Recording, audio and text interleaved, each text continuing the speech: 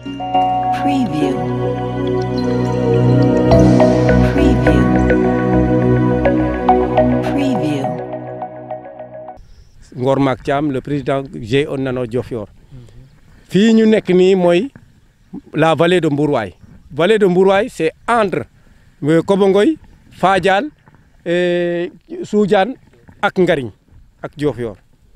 Et il est de 5 kilomètres, distance bi mooy 5 kilomètres, juróomi kilomètres fii ci àll bi. Boo gisee àll bi nag nu mu yaatu waa Diofior ñoo moom tool yi. ñoo ñu dénk tool yi nee na dem leen béyi. Bu ngeen béyee ba nawet bi jub lu ngeen ci am yéen a ko moom. ñun parewuñu pour jël alalu jàmbur toolu jàmbur soxlawuñ ko ñu jël ñu béy bu nawet bi génnee rek ñu dem ak suñu liggéey lu ñu récolté. En plus maa ngi gërëm waa Diofior ndax li ngay gis boo gisee ñuy liggéey lii waa Diofior ñoo ñu yaatal ñoo ñu jox kii suuf si ne dem leen béy ngeen njëriñu.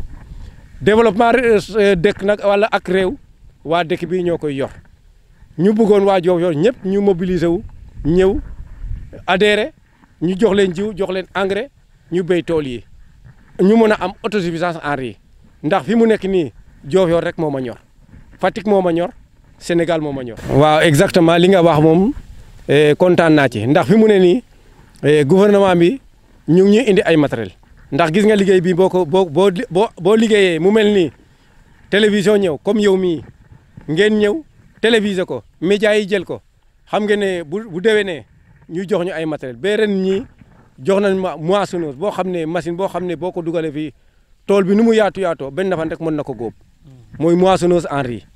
jox nañ ma batteuse ñaari batteuse en riz ceeb bi bu ngeen ko góobee ngeen dugal ko ci machine bi ñu bojj ko. jox nañ ma ñaari décortiqueuse en riz boo xam ne boo ko bojjee ba pare nga dugal ko ci machine yi ñu décortiquer ko ba mu weex tal.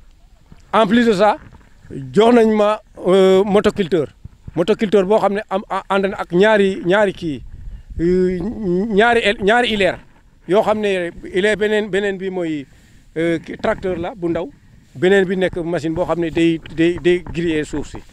léegi nag boobu jox nañ ko muy juróom-ñaari machine jox nañ ma ko tabaxal ñu magasin de stockage boo xam ne boo bojjee ceeb bi ba pare mën nga ko dugal ci magasin bi. magasin bi mu nga fale à l'entrée de Diofior jox nañu aussi fas cheval boo xam ne bu ngeen buggee dem ca tool ya ngeen yéeg dem ba foofu kon projet bi wax rek yàlla sant nañ ci yàlla bu baax a baax gërëm nañu gouvernement bi gërëm nañu maire Diofior bi gërëm nañu les hommes politiques de Diofior yoo xam ne bu lu ñu tawat ñu jàppale ñu vraiment PAFA Kaolack jàppale ñu ndax lii yëpp grâce à PAFA sant naa leen surtout Rahmatoulaye Sidibé. Ok, merci. Bonjour chers parents, chères autorités, bonjour tout le monde. C'est Coly Senghor qui est au micro. Et derrière moi, il y a le président qui représente GIE Nanor, Ngor Mack Thiam. Il y a un petit Ousmane qui est membre, Ousmane Debrok Senghor. Il y a Mamadou Thiam, Mamadou Issa Thiam. Lui, il est membre de GIE. Il y a Moussa Sanacham aussi également qui est membre du GIE, accompagné de notre petit enfant, Moussa Faïcham. Et nous sommes accompagnés aussi par les mamans. Il y a l'autre maman qui est là-bas, Fatou Ngom. Et il y a Aïssatou Ndiakar Faye aussi qui est là. Bon, si vous voyez qu'aujourd'hui on est venu ici, c'est parce que là où nous cultivons, qu'on appelle la zone de Mbourwaay, qui est pratiquement au niveau du sud de Diofior, à 5 km de Diofior, qui est entre Fadial, Kobongoy, Soudiane, Ngariñ. C'est une vallée qu'on dit la vallée de Mbourwaay. C'est une vallée également que nous cultivons à chaque année. Voilà maintenant plus de 5 à 7 ans qu'on est en train de cultiver ici. Mais tout ça grâce au dynamisme du président du GIE Nanor, qui est là debout.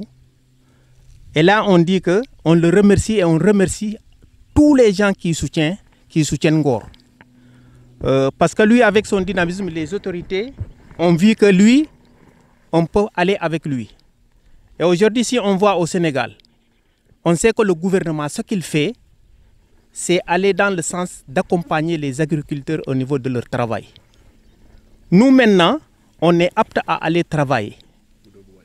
Mais ce qui est, en général, ce qui nous freine, c'est parce que ça nous manque du matériel.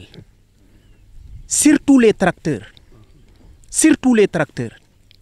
Parce que des fois, on passe de gauche à droite pour trouver un tracteur ou bien quelqu'un qui pourra s'en charger de nous chercher au début de l'année. Et là, on sait que c'est difficile.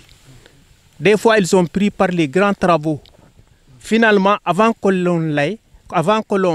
l'on puisse l'avoir, des fois, la pluie arrive et on ne peut plus cultiver. Parce que les rizières sont déjà pleines.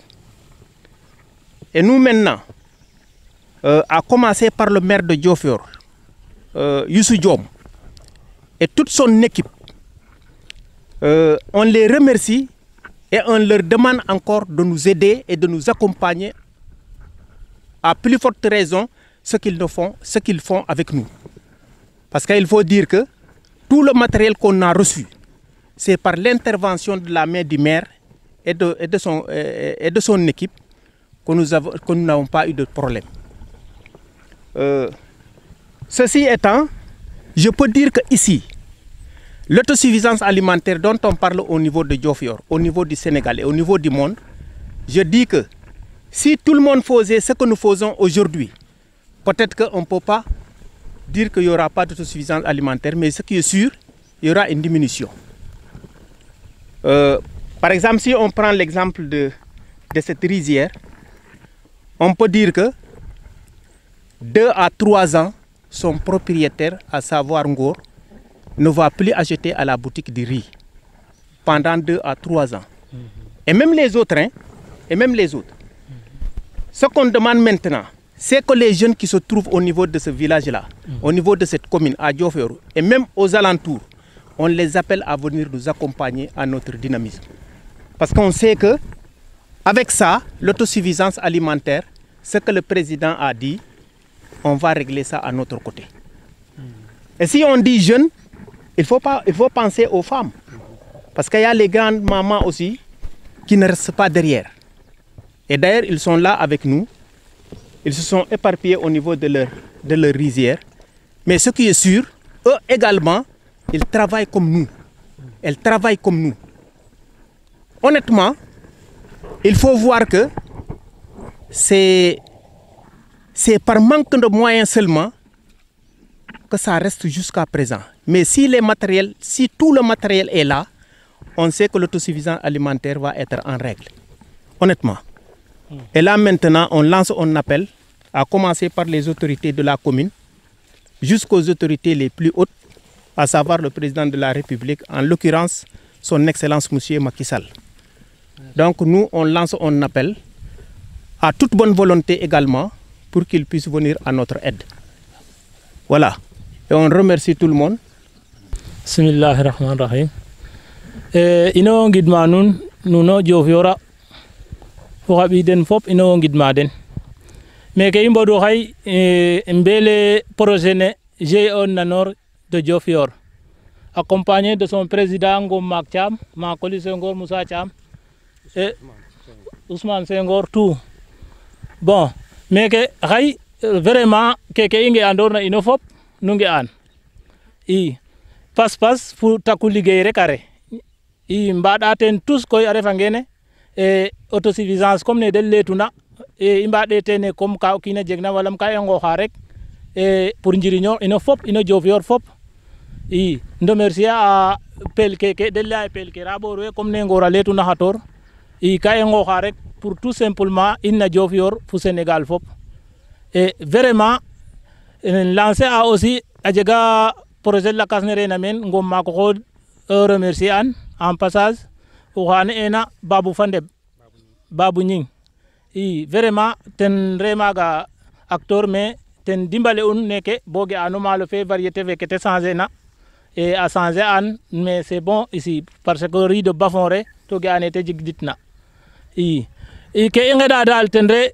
Diofior a fuxa ɓiy den fop ndam yo i njallik kaaga rek a ref i maat ne nak a wo ndimale a in de roog o roog nu nge'ane den letuna in a cooɗa in machine a cooɗa in magasin to ka accompagner a in vraiment parce que ax ke ax ke jiktel vraiment refe a cik ci itare kon ka i ngeɗa rek nuno tout nu ngarid i njallik ke wageena lay teen tout meilleur o ngar yo i njallik ken nu lay i yaam o moofanga bo cooɗel o saaku ax na 1000 francs wala 3000 bon leeg-leeg ku jegoona teen wo jegu vraiment kaaga ci itare bon ken daal ken i njeg'u ka i layna teen remercier a Diofior a fop imam maire fop acteur ke Diofior fop ino wo ziare a den i yaala télé le Modou TV vraiment i mbere no ngidim sax chaque année te garid a dimbale a in meke a janganin a in a diffuser in partout ka i moofa sax bo nge a mbela nuun a sute télé vraiment te mos to nu nge'an keke tricas refe teen i meke bo ya lekay le 5 kilomètres a xooxeexoox xu reena jega teen xa ɓiinu Diofior a mbo'i i refe o leŋ jegun refe 10 personnes a ngupa 10 personnes plus de 100 personnes i yoq we ngara ngoox meke yoq we ngoox maana i vraiment xay i ngar'u rek pour mbi'id un petit passage lala nuun ke i njalna meen ngidma Ablaye Senghor ngidma projet ne Pafa Mame Biram Semou Diouf fop parce que den de débutant ke den in a accompagner in bo i mbadiid meke vraiment foofi le xo'i yefe foofi nu leegu i foofi le fadiida in det neke i mbo'i fop foofi le a paranga xay nu nge'in a fiyanga caméra angan xay nu nge'in vraiment jerejef maxey remercier a nuun jerejef waay jerejef